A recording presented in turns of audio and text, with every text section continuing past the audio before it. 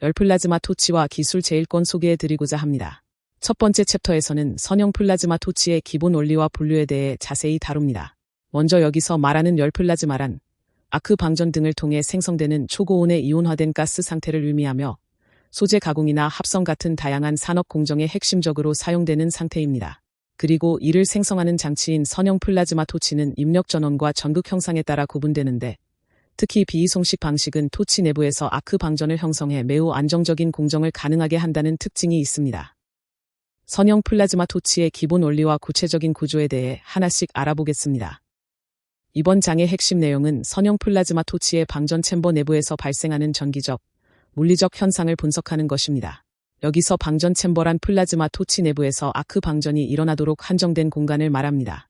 이 챔버 내의 현상을 바탕으로 선형 플라즈마 토치를 어떻게 분류할 수 있는지 그 기준을 명확히 제시하겠습니다. 또한 산업 현장에서 쓰이는 플라즈마 토치와 화학 반응기의 구조적 특징을 다이어그램으로 확인하고 실제 운용 시 마주하게 되는 기술적 난제들까지 함께 심도 있게 다루겠습니다. 직류 플라즈마 토치의 방전 챔버는 열적 특성과 전기적, 물리적 특성이 동시에 작용하는 매우 복합적인 장치입니다. 특히 이곳에서는 전극 사이의 전위차가 발생해 기체에 절연이 파괴되면서 전류가 흐르는 현상인 전기 아크가 발생하는데 이 아크는 토치 내부로 주입되는 작동가스의 유동과 내외부의 자기장, 그리고 챔버의 구조적 요소들에 의해 직접적인 영향을 받습니다. 여기서 자기장이란 전류가 흐르는 도체 주변에 형성되는 힘의 영역으로 플라즈마의 거동을 결정짓는 중요한 요소가 됩니다. 특히 챔버 구성 요소에 인가되는 전압이 아크 자체의 전압과 서로 다르다는 점이 설계의 핵심 변수가 되므로 고효율 토치를 개발하기 위해서는 이러한 물리적 공정들에 대한 깊은 이해가 필수적입니다. 선형 플라즈마 토치의 구조를 보면 양끝단의 전극과 원통형 방전 챔버로 이루어져 있으며 가스는 보통 회전하는 선의 속도 성분을 가지고 유입됩니다. 분석의 핵심은 Z축을 따라 변화하는 에너지 생성량 EI와 벽면으로 전달되는 여류속 Q의 분포를 파악하는 것입니다.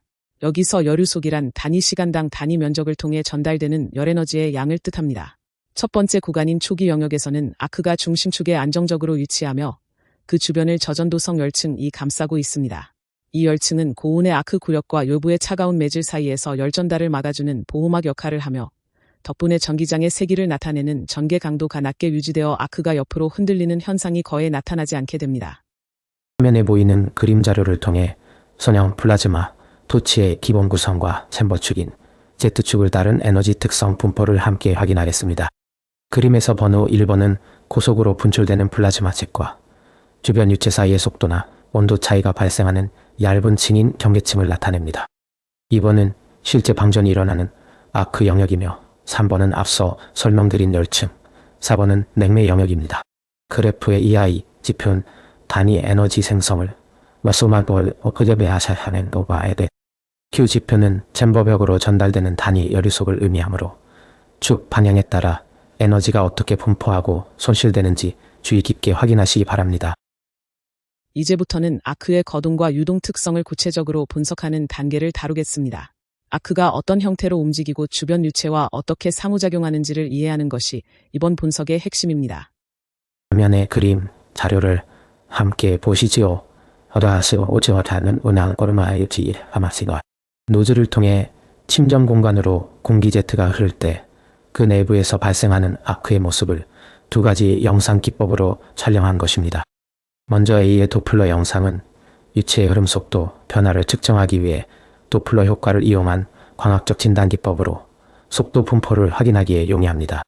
B의 슐리렌 영상은 투명한 매체의 밀도 변화에 따른 굴절률 차이를 이용해 눈에 보이지 않는 기체의 흐름이나 충격파를 시각화한 것입니다. 그림에서 숫자 1번은 Z 핵의 경계를, 2번은 전기 아크 기둥을, 3번은 열가스층을, 그리고 4번은 유동코어를 각각 나타내고 있습니다. 다음은 아크의 경로 변화와 절연 특성에 관한 자료입니다. A 그림은 원통형 출구 전극을 가진 DC 플라즈마 토치에서 발생하는 아크 션팅 구조를 보여주는데요. 아크 션팅이란 아크 방전이 원래의 주 경로를 벗어나 다른 경로로 우회하여 흐르는 현상을 말합니다. 여기서는 대규모 션팅과 소규모 션팅의 형태가 구분되어 나타나고 있습니다. 이어서 B 그림은 아크와 전극 사이에서 절연 파괴가 일어나는 양상을 보여줍니다.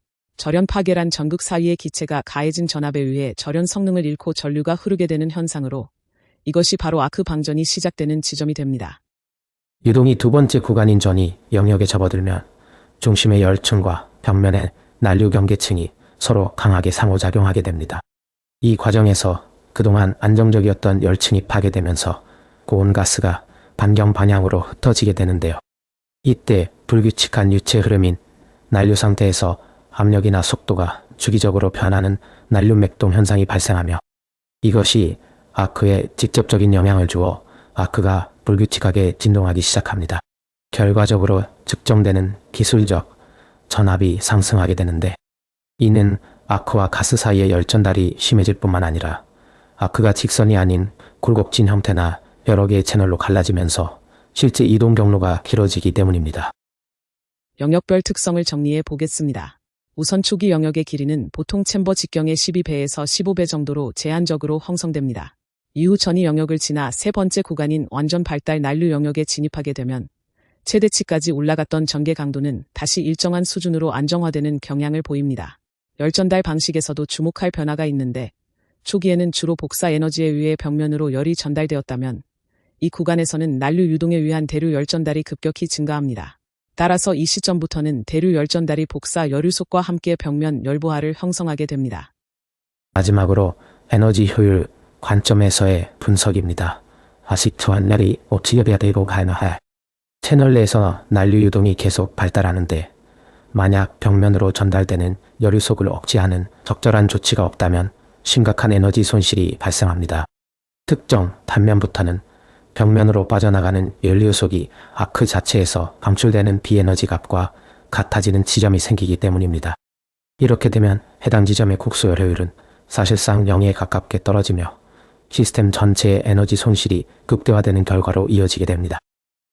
선팅 현상이 구체적으로 어떤 메커니즘으로 발생하는지 그리고 시스템 전체에 어떤 영향을 미치는지에 대해 자세히 설명해 드리겠습니다. 원통형 챔버 내부에서 아크가 연소될 때 아크와 챔버 벽면 사이의 전기적 절연이 깨지면서 전류가 우회하는 션팅 현상이 발생합니다. 이때 유체역학적인 힘과 전기역학적인 힘이 복합적으로 작용하면서 아크의 반경 방향 섹션이 유동 방향으로 밀려나게 되는데요. 이 과정에서 아크의 길이와 전압은 매우 밀접하게 연결됩니다. 수식을 보시면 전체 전압U는 전극 근처의 전압 강화와 아크 길이에 따른 전기장 강도의 적분 값의 합으로 정의됩니다.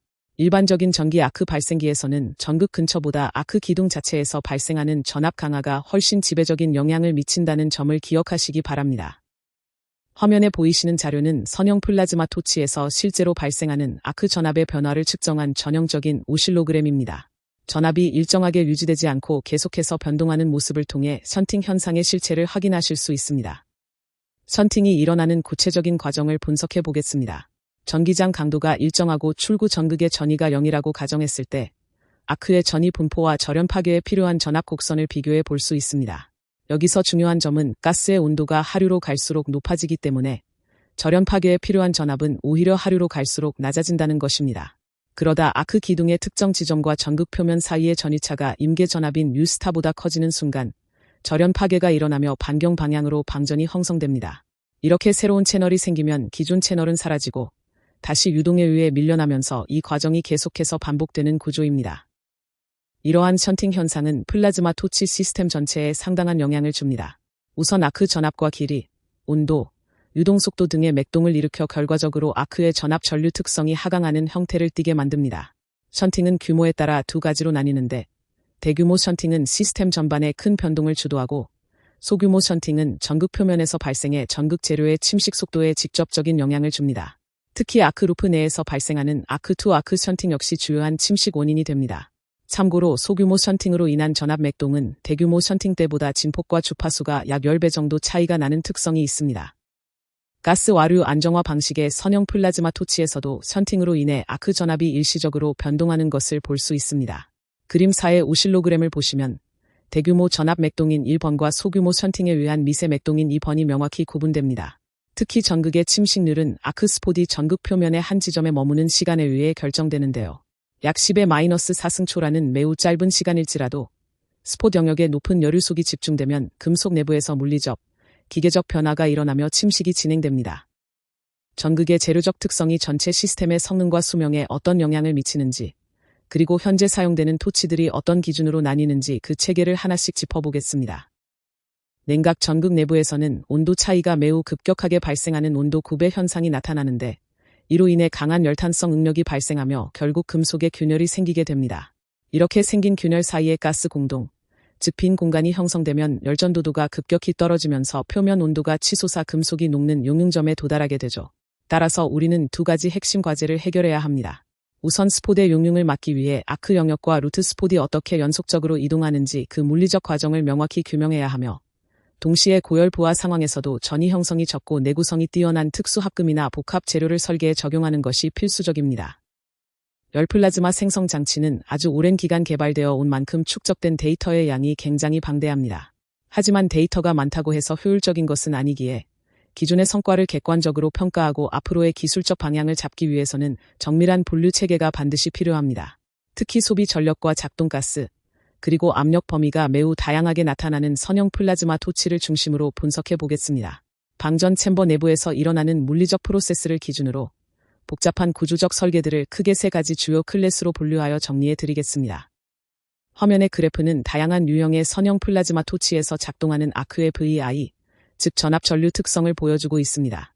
여기서 숫자 1번은 관용 출구 전극을 사용한 경우이고 2번은 스텝 전극, 그리고 3번은 전극 사이에 삽입물을 넣은 토치를 의미합니다. 각 토치의 구조적 차이가 전압과 전류의 관계 곡선에 어떤 변화를 주는지 비교해서 확인하시기 바랍니다. 이번 슬라이드는 실험 장치의 전반적인 개통도입니다. 전체 시스템은 전원을 공급하는 전원 공급 시스템과 실제 플라즈마가 생성되는 2Z 플라즈마 토치로 구성되어 있습니다. 전력원이 어떻게 공급되고 가스가 어떻게 흐르며 플라즈마 Z가 형성되는지 그 전체적인 흐름을 파악하시는 것이 중요합니다. 첫 번째 클래스는 관용 출구 전극을 사용하며 아크의 길이가 스스로 조정되는 특징을 가진 토치입니다. 이 방식은 구조적 효율성 덕분에 산업 현장과 연구 분야에서 가장 널리 쓰이고 있으며 전압 전류 특성 곡선을 보면 아래로 떨어지는 하강 형태를 띠는 것을 알 수 있습니다. 평균 아크 길이는 단순히 전류나 챔버 직경, 가스 유량, 압력뿐만 아니라 사용하는 가스의 종류와 전극의 극성에 따라서도 결정됩니다. 특히 방전 채널의 과도 영역에서 발생하는 대규모 션팅 현상이 아크 길이를 변화시키는 핵심적인 물리적 메커니즘으로 작용하게 됩니다. 두 번째와 세 번째 클래스 토치의 특징입니다. 두 번째 클래스는 특정 전류 범위 내에서 평균 아크 길이가 일정하게 유지되는 것이 핵심인데요. 전압과 전류의 관계를 나타내는 특성 곡선이 U자형을 띠는 것이 특징이며 전류가 일정 수준 이상으로 높아지면 제1종 토치의 특성과 결합되는 양상을 보입니다. 이를 실제로 구현하기 위해서는 출구 전극의 단차 구조를 만들어 가스 유동을 정밀하게 제어하는 방식이 주로 사용됩니다. 이렇게 설계하면 회로에 별도의 저항을 추가하지 않고도 매우 안정적인 운전이 가능하다는 장점이 있습니다. 마지막으로 세 번째 클래스는 아크 길이가 고정되어 있기는 하지만 제1종보다 더 긴 길이를 유지하도록 설계된 형태로 주로 전극 사이에 삽입물을 넣어 구현합니다. 앞서 보신 전압 전류 특성 곡선 3번은 다른 두 가지 토치보다 높은 위치에 자리 잡고 있습니다. 이는 전극 사이에 LSA보다 긴 전극 간 삽입물, 즉 II를 도입해서 평균 아크 길이를 의도적으로 늘렸기 때문입니다. 이 삽입물은 재질과 구조에 따라 고체형이나 다공성 구조로 제작할 수 있으며 특히 다공성 구조나 단면의 틈새를 통해 작동가스를 주입하는 효율적인 방식이 가능합니다. 실제 공학적 설계 사례를 보면 적절한 아크 전류 범위에서 1에서 3 또는 5메가와트의 전력을 유지하는 블록 모듈형 플라즈마 토치가 개별 단면 요소들을 결합해 효율을 극대화한 좋은 예시라고 할 수 있습니다.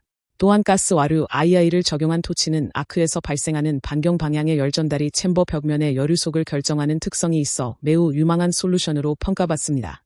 결과적으로 이러한 체계적인 분류를 통해 우리는 공정에 최적화된 회로를 선택하고 고열유속을 견딜 내열 재료를 선정하며 나아가 공정 자동화를 위한 합리적인 설계 방안을 세울 수 있게 됩니다. 지금까지 토치의 클래스별 특성을 알아보았습니다. 이제 다음 장에서는 2Z 및 멀티제트 반응기의 설계 부분으로 넘어가 자세히 알아보겠습니다. 플라즈마 토치 기술이 빠르게 발전함에 따라 이제는 전극의 수명을 늘리고 아크의 안정성을 확보하면서도 다양한 작동 가스를 사용할 수 있는 단순한 구조의 시스템이 강력하게